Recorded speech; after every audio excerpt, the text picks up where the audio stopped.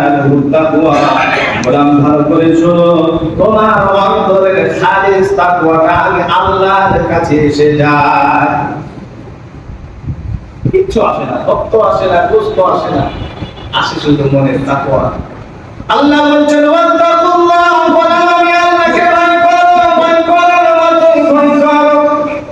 অথচ আজকে আমরা তাকায়া দেখি আল্লাহকে ভয় করে না, গোলামগুলো ভয় করে। বড় মানুষ, ছোট মানুষরা বড় মানুষকেই ভয় করে।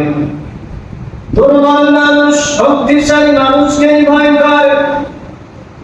যার কোনো আশ্রয়স্থল নাই, স্থান এলাকা থেকে ভয় করে।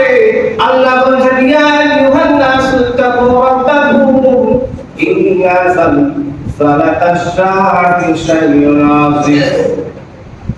এমন একটা দিন আসবে গোলাম শুনো, ওই দিনে সবাই আল্লাহকে, আমি আল্লাহকে ভয় করবে।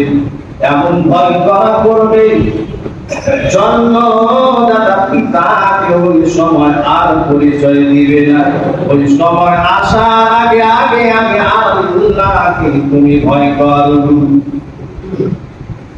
এরপরে আল্লাহ রাব্বুল আলামিন অন্য জায়গায় বলেন কুল ইন্না সালাতি ওয়া নুসুকি ওয়া মাহইয়ায়া ওয়া মামাতি লিল্লাহি রাব্বিল আলামিন।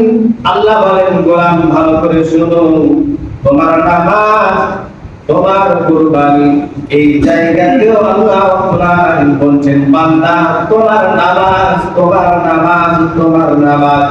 আগে নামাজের কথা গুরুত্ব লাগায়া দিলেন, কিন্তু আমরা লোক সমাজ নামাজের গুরুত্ব লাগাই না, কুরবানি নিয়ে পাড়াপাড়ি। নামাজের গুরুত্ব না, কুরবানি করা লাগে। আবার দেখেন সকালবেলা ঈদের দিন যেই জায়গাতে আমাদের নামাজের ব্যবস্থা করা হয়, ওই জায়গাতেই মুসল্লিদের ঘর আর থাকে না, থাকে না, উপচে পড়ে না।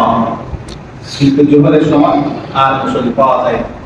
কিন্তু আবার দেখবেন এর বিপরীতে ওই মুসল্লিগুলো নামাজ পড়েছে ঈদগাহে, কুরবানি নিয়ে এত ব্যস্ত, জোহরের সময়